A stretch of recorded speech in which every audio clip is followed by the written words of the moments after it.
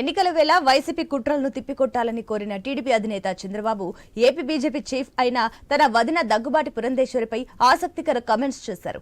కుటుంబ సభ్యులంతా ఒకే పార్టీలో ఉండడం లేదని చెబుతూ దశాబ్దాలుగా పురంధేశ్వరి ఇతర పార్టీలలో ఉన్న విషయాన్ని ప్రస్తావించారు.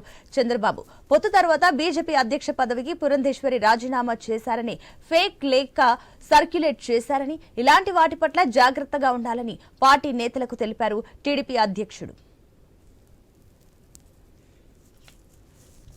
ప్రెసిడెంట్ కూడా రాజీనామా చేసేసిందని ఒక వార్త పెట్టేశారు.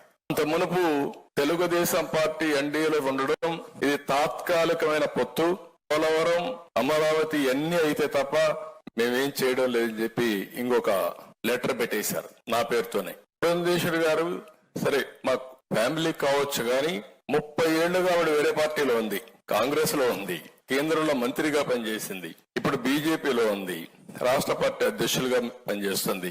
ఎన్ని తప్పుడు వార్తలు రాయాలో అన్ని తప్పుడు వార్తలు రాసే పరిస్థితికి వచ్చారు.